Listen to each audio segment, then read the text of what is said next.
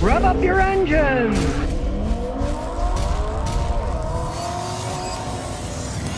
All right, today we have perhaps one of the biggest money pits ever made. The owner admits it. It is a BMW V10 M6. Just from its price, you know it's a money pit. The original owner paid 130 grand for this thing. 7 years later, the second owner paid $30,000 for it. Okay, if you just shoveled 100 grand down the toilet, I don't know what's a bigger money pit than that. Now, the second owner, which is this guy's father, put 10,000 miles on it, and he spent $10,000 in repairs. I haven't spent $10,000 on repairs on every car I've ever owned, and I've been driving for 54 years. So this is driving 10,000 miles. Yes, indeed, it's a money pit. Now, his son owns it, and since he's owned it, he has put about 16 grand into it, of which a lot of it was just parts. He does his own work. But notorious for these engines, the rod bearings go out. He wasn't going to do the rod bearings, so he had to pay BMW to do the rod bearings. Hence, he spent $16,000 on top of it. So don't believe a lot of the crap that you see where people say, well, the average maintenance cost on this car is $445 a year. Sometimes on these things, they'll say it's $600 a year or something. No, multiply that by 10 at least, you know? These things are super expensive to repair. You can see all the work that he's had to do on it. Spent through 3 batteries too. Light wiring, not so good. Look at this. There's some of the old stuff. There it is.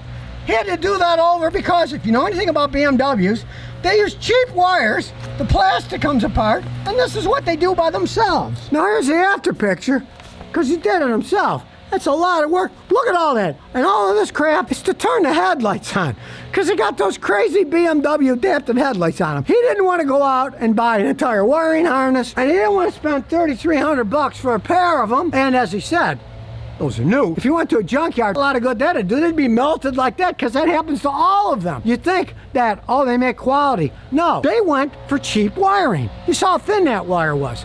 Guess what? The thinner the wire, when it gets higher power, it gets too hot and it melts. The coating was made wrong.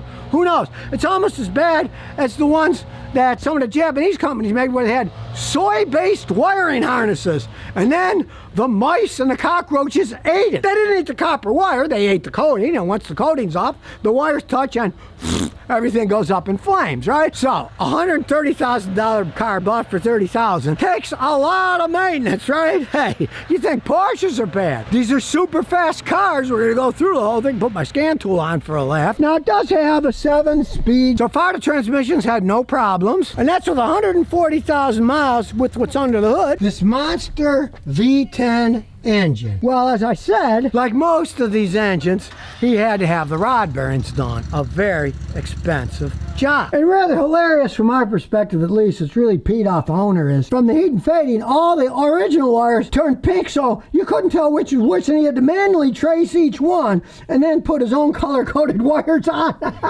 Super expensive, fast-shifting money pit. Let's see what the old computer says. Now, this thing breaks down so much that the owner had to move the OBD part over here because it was hurting his back reaching around, because he has to use it all the time. That's why he's got a code reader behind the back seat there.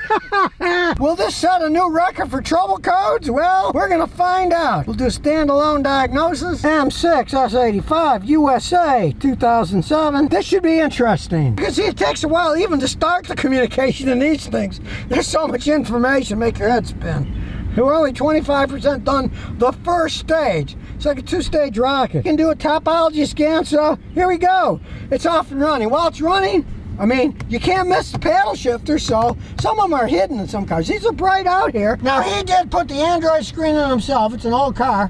And he also added the wireless charger, and strangely enough, it kept falling down, so he had to 3D print this plastic part to put it in so it didn't fall, because he was tired of BMW's prices where they make you buy everything in the kitchen sink whenever you have to fix something. Hey, not bad. Okay, it's only got 9. Nowhere near the record. Oh, I'm really shocked, but Let's see what the problems are. Information display. Now that's because he doesn't have the original screen, so you can't blame that on the car. Anti-theft system, we'll look at that. Anti-theft alarm system. Internal battery discharged. Well, he doesn't even know where the battery is, so, you know, he locks it up, garages it away. I doubt if anybody would want to steal one of these. Coming over here, he was worried it was going to break down, making it here, you know? He's visiting, so he came all the way from Florida, and he was worried. Luckily, it did not break down on him. Coming from Florida, he has nerves of steel, I'll give him that. Not just for kicks, we'll erase those anyways. Integrated automatic heating and AC. That should be an interesting squirrely code. All right. And we have IHKA, integrated automatic heating and AC system. This fogging sensor is absent. Okay, when the fog is sensed on the window, it's supposed to turn the defroster on automatically. Just like some of those American cars that when it rained, it would turn the wipers on, and then the stupid things either wouldn't work or wouldn't turn the wipers off. Yeah, I really don't care. Let's see. If the window starts fogging up, you can turn it on yourself. He says the system still works, so the anti-fogging system has sadly broken down, and you'll have to touch it with your fingers instead. Convertible soft top module.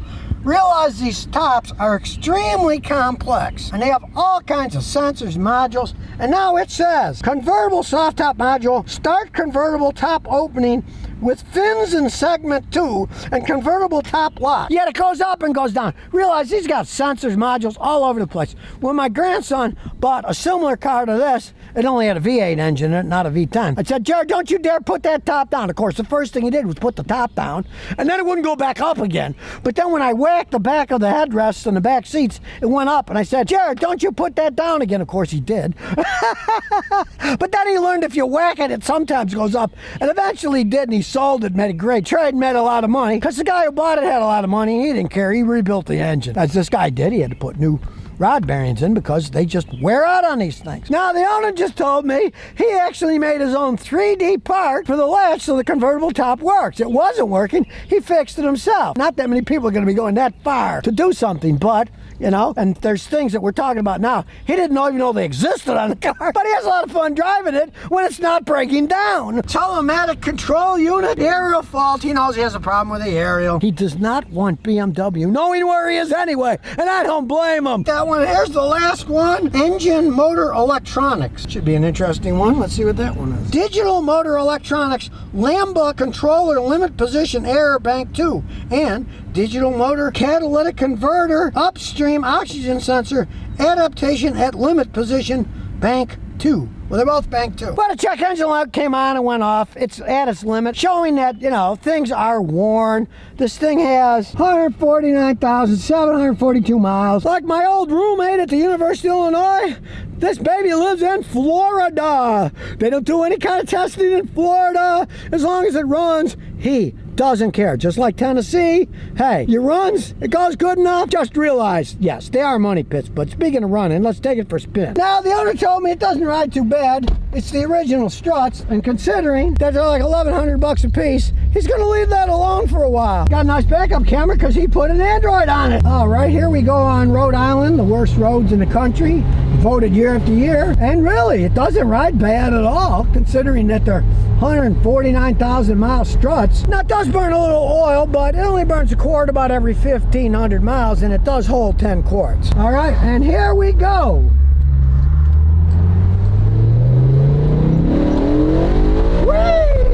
Wow! Now you can see why people buy these money pit machines, because they're a hoot to drive around. We didn't even give it full power. This thing redlines at 8,400 RPM. The V10s, man, you can spin these baby out, and they make a nice sound too. I mean, hey, it's a fun driving car if you've got lots of money to throw out the window while you're going down the road. In town, he gets 12 to 13 miles a gallon. If he pushes it, he can get 21 on the highway just going the speed limit, but this has 12 to 1 compression. He has to use premium gas. If he doesn't, it won't run right. He'll get about 50 less horsepower running on a thing.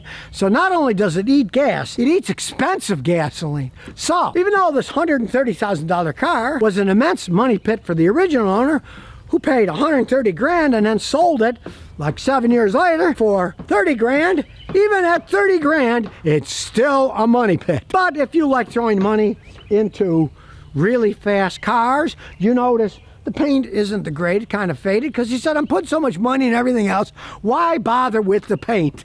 And I kind of agree with him there. So now you know the truth about one of these things, right? They don't make the V10s anymore. But in its time, it was a screaming car. This one still is, even though it's got 149,000 miles. You better be ready like he is, where he even moved the OBD port to the right so he can plug it in easier every day that he plugs in when something goes wrong.